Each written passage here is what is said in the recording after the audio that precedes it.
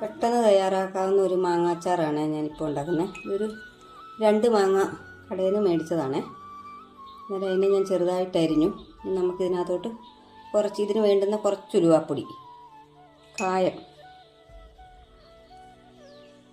ഇത് കാശ്മീരി മുളക് പൊടിയാണ്.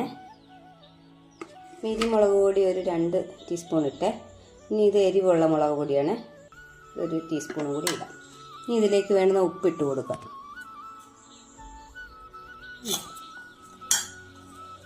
ഇനി ഇത് നന്നായിട്ട് ഇളക്കുക.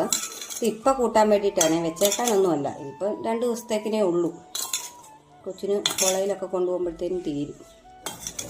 പെട്ടെന്ന് തയ്യാറാക്കാവുന്ന നല്ല ടേസ്റ്റുമാണ്. ഈ നമ്മൾ കടുകരച്ചൊന്നും വെക്കുന്നില്ല ഇതിനകത്ത്. ആകെ ചേർക്കുന്ന ഉലുവാപ്പൊടിയും കായും മുളക് പൊടിയും. വെള്ളമൊന്നും ഒട്ടും ചേർക്കുന്നില്ല. ഇനി നമുക്കിതിനെ കടുക് വറുത്തിടാം. ചട്ടി ചൂടായപ്പോൾ ഞാൻ കുറച്ച് വെളിച്ചെണ്ണ ഒഴിച്ചു കൊടുത്തേ. എണ്ണ ചൂടായി ഇനി കടുക് ഇട്ട് കൊടുക്കാം.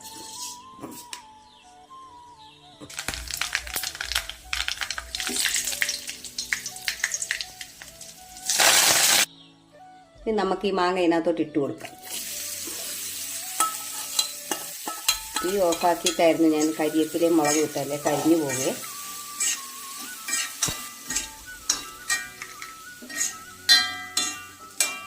അച്ചാറായി.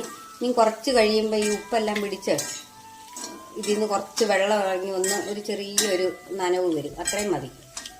അത് നമ്മൾ വേറെ വെള്ളമൊന്നും ചേർക്കത്തില്ല. ഇച്ചിരി കഴിയുമ്പോൾ ഇത് ശരിയായിട്ടിരിക്കും. അങ്ങനെ അച്ചാർ ഞാൻ ഈ ഉരുളിയിലോട്ട് മാറ്റി.